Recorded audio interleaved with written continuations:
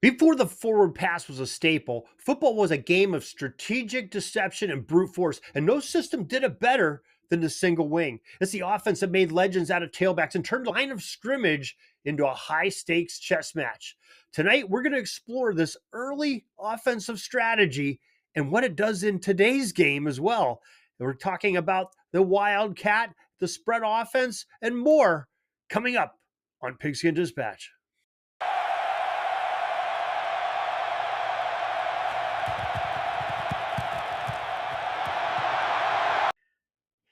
Today, we're exploring an offensive scheme that you might only associate with youth football or some trick plays in the Wildcat, but it's a bedrock of American football history and one of the first schemes that really set football apart from other sports and put a little bit of deception into it.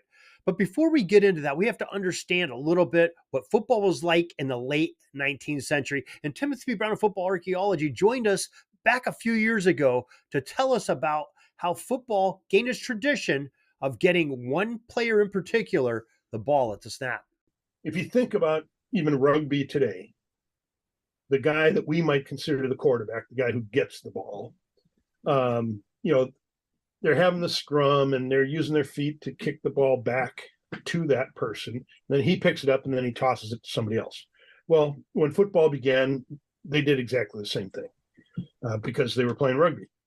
And then even as they started, going with the rule of possession and downs and all of that, they still were doing fundamentally the same thing. The center snapped the ball with his foot. And, the ball was laying on its side. He put his foot on top of it or put his foot in front of it and heeled it back or rolled, either way, he rolled the thing back. And so the ball was coming back unpredictably. And so the quarterback, just like the guy in rugby, was kind of squatting behind a foot or two behind the center, and he'd pick the ball up and toss it to somebody else to run with it. So then in football, in the 1890-ish period, they started snapping with their hands. And initially, there's a great photo of Henry Lewis, who's an All-American center at Harvard. You see him snapping with his hand, but he's got the ball on its side. So when they first started snapping with the hand, they were still doing just like they did with the feet. They rolled it on its side back to the quarterback. So the quarterback stayed in more or less the same position as that rugby guy. By the time that the 20th century rolled around, football was a brutal, smash-mouth game of mass play, and players were literally picking up the ball carrier and dragging him forward. It was so violent that in 1905, 18 players died on the field, prompting Theodore Roosevelt, the president of the United States, to save the game. Then the Rules Committee made sweeping changes, and the most important thing, the legalization of the forward pass in 1906. Enter Glenn Pop Warner, the legendary coach of the Carlisle Indian School. A few years ago, we had biographer of Warner, Jeff Miller, on to tell us a little bit about Warner and the single and double wings that he created. He developed the single wing, and eventually a single wing becomes the standard formation for every team except Chicago Bears. Okay, but for the next 15 years, it's pretty much the go-to formation. And then he also invented the double wing. So the single wing has one wingman out on the side, usually to the right.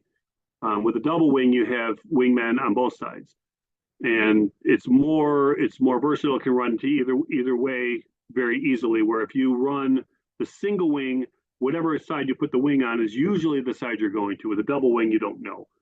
So that again, was the big deal. For the single wing, Warner needed a way for his smaller, faster Carlisle players to compete against the massive bruising teams of the era. Between 1906 and 1908, he invented an entirely new offensive scheme. Warner originally called it the Z formation, or Formation A, and it wasn't until 1928 that Princeton Bill Roper officially coined the term single wing, after observers noted that the backfield alignment resembled a bird's wing.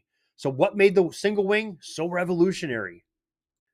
First, it featured an unbalanced offensive line, meaning that there were more linemen on one side of the center than the other, and it created a massively strong side, allowing the offense to overwhelm the defense at the point of attack. with the double team blocks and trap blocks.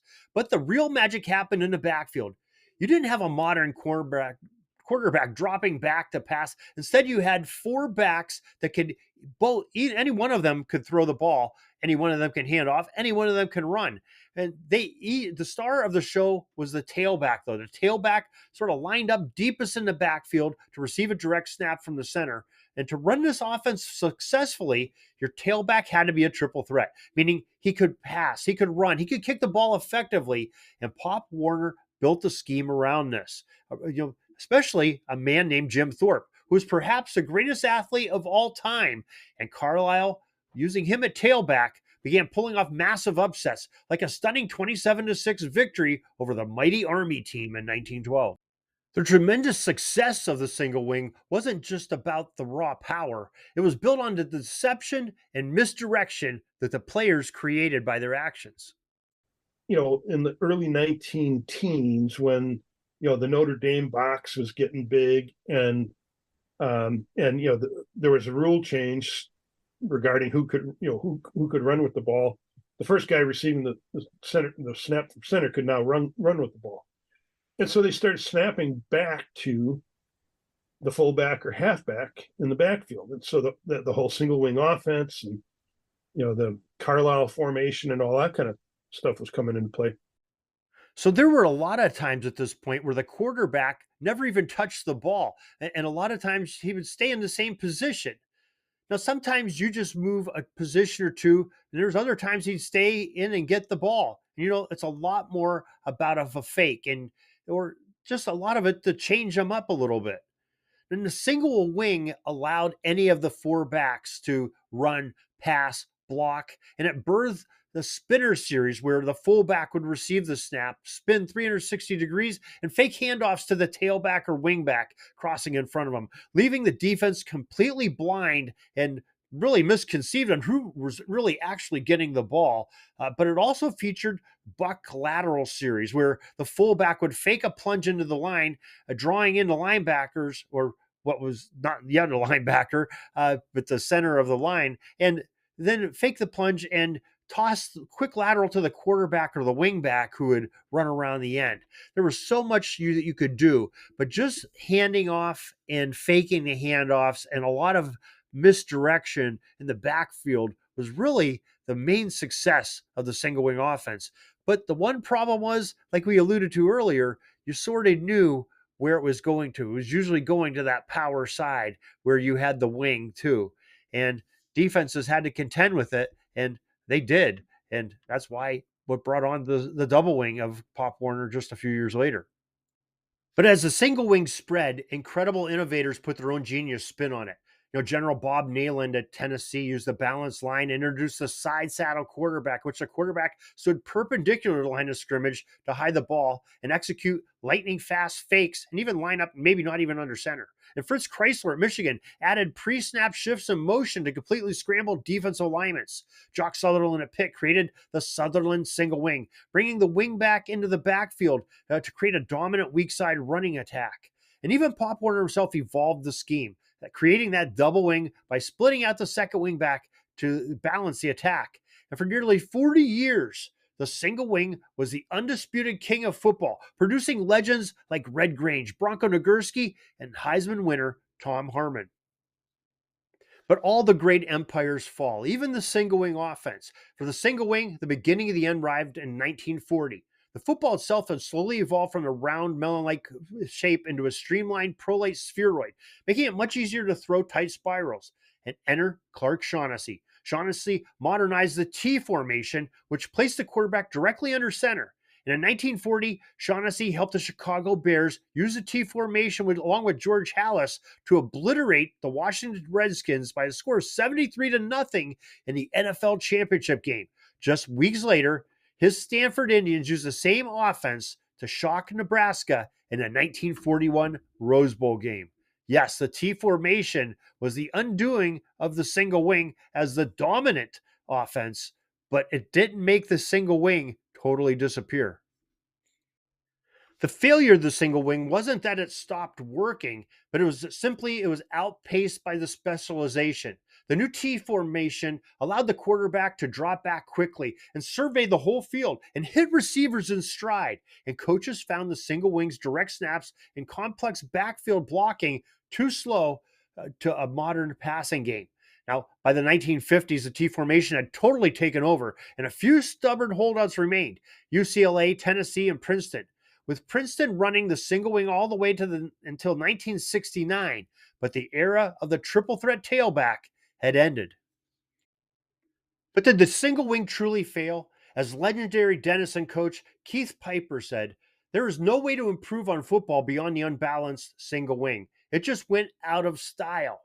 In truth, the ghost of Pop Warner's masterpiece is still on the field in every single weekend. The pulling guards, the trap blocking, the play action passes that dominate on Sundays were all born in the single wing offense. And when you see a modern offense run a wildcat formation, that's when in the NFL you see the starting quarterback go over as a wideout and one of the tailbacks or halfbacks is taking a direct snap. Well, that is a form of the single wing. Now, you're watching the exact items that Jim Thorpe ran over a century ago. The single wing wasn't just a formation, it was a crucible that forged modern football. We thank you for joining in and learning a little bit about this single wing offense. We're going to get into some more of these offensive developments and the evolution of the football game here in the coming weeks here on Pigskin Dispatch. And don't make sure you check our regularly scheduled programming, including we're going to have 32 straight days of Ed Cleese and I talking about the draft history. We're not going to be doing mock drafts. We're talking draft history, 32 straight days starting on March 22nd, which is 32 days before the draft. And we're going to talk about position selection number 32 and the history of that all the way to number 1 on draft day. Till next time, everybody, have a great gridiron day.